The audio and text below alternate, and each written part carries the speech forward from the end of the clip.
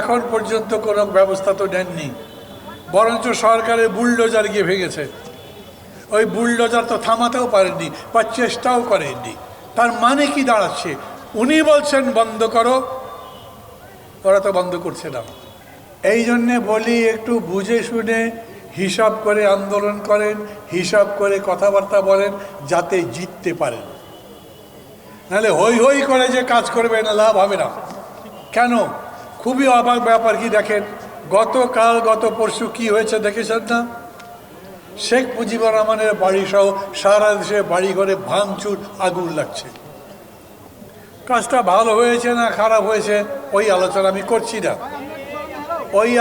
আমি করছি না, যিনি বললেন ভালো হয়েছে তিনি কি দেখেছেন আমাদের প্রধান উপদেষ্টা তার ফেসবুক ভেরিফাইড পেজে কি লিখেছেন?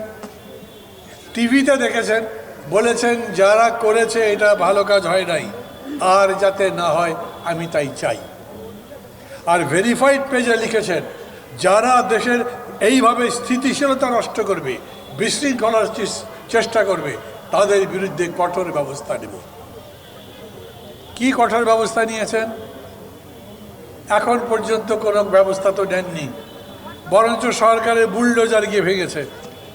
ওই বুলডোজার তো থামাতেও পারেননি বা চেষ্টাও করেননি। তার মানে কি দাঁড়াচ্ছে? উনি বলছেন বন্ধ করো, ওরা তো বন্ধ করছে না।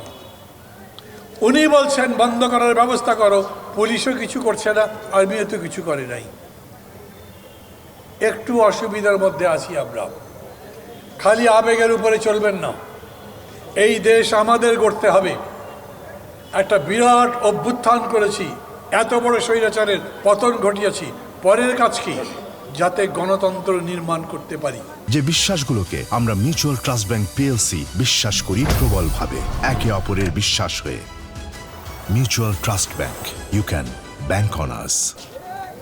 এখন বড় মিছিল করলেই গণতন্ত্র হবে না, গরম বক্তৃতা করলেই গণতন্ত্র হবে না, বরঞ্চ সংস্কার কি করলে ভালো হয়, কিভাবে করা যায়, ওই বুদ্ধি যিনি ঠিকমতো দিতে পারবেন তিনি দেশের উপকার করতে পারবেন।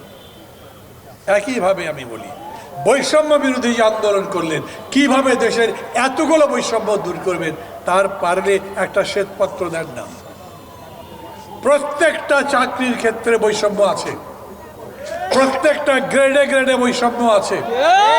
আর এই যে আমাকে পাশে বসে বললেন, ওনার নাম মানে আমার খুবই পরিচিত বিশ্ববিদ্যালয় জীবনের, নানা ওয়ারেসটা আগে যে বক্তৃতা করলেন, হান্নান সম্ভবত, উনি বললেন যে আমি যদি নতুন বেতন স্কেল পাই, আমার বেতন বাড়বে ৩,০০০ টাকা আর ওর বাড়বে ৩০,০০০ টাকা।